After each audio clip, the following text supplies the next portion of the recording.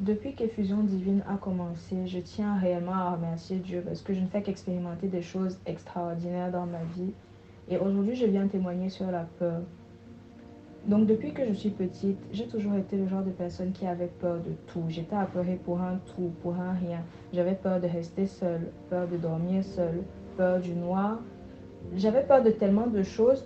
Et lorsque ça touchait alors un aspect spirituel, là c'était la catastrophe. Dites-vous que souvent lorsque j'allais à l'église et que nous étions en train de prier, lorsque quelqu'un commençait à manifester, plutôt que d'être focus sur ma prière, je commençais à penser à cette personne. Je me disais, ah, si ça arrivait à cette personne, c'est que ça peut t'arriver à toi aussi. Et si ça t'arrive à toi, tu vas faire comment?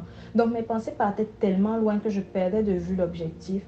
Et ce degré de peur était tellement accentué que j'étais arrivée à un niveau où je normalisais déjà la chose. Je me disais que ah, c'était normal d'avoir peur, que tout le monde a peur de quelque chose, donc il faut juste vivre avec.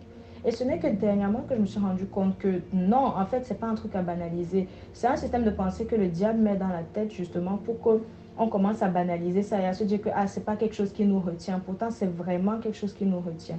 Et lorsqu'on suivait les enseignements sur les forteresses et qu'on disait que les forteresses, c'est quelque chose que le diable utilise pour nous maintenir en fait dans des prisons, que je suis restée là et je me suis dit que non, moi je ne peux plus vivre comme ça justement.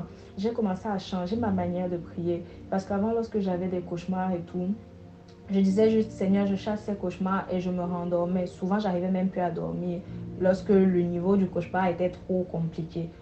Du coup, j'ai changé cette manière de prier là. J'ai dit que Seigneur, je ne veux plus la peur. Je bannis la peur de ma vie parce que je t'ai accepté dans ma vie. Ton esprit vit en moi et la peur ne peut pas cohabiter parce que la peur est contraire à toi et la peur n'est pas de toi.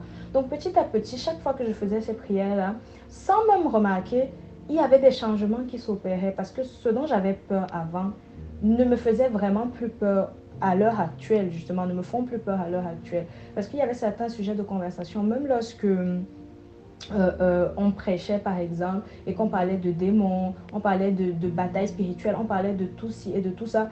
Mon cœur s'alarmait tellement avant. Je ne comprenais pas pourquoi, parce que j'étais tellement angoissée. Et maintenant, lorsqu'on en parle, mon cœur est tellement calme. Mon cœur est vraiment calme. Je ne comprenais pas pourquoi. Pourtant, c'était la prière qui est en train d'agir. La main de Dieu agissait vraiment dans ma vie. Et lorsque nous étions au troisième jour de séminaire et qu'on parlait de couper la tête de Goliath, je priais et puis je disais, Seigneur, localise mon Goliath. Et au fond de moi, je savais que c'était la peur qui m'empêchait d'avancer avec Dieu.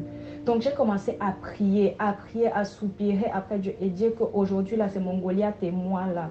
Et l'épée, là, je prends ça pour couper sa tête. Après la prière, j'ai eu l'assurance que le Goliath là a disparu, que sa tête est partie et que la peur est sortie de ma vie.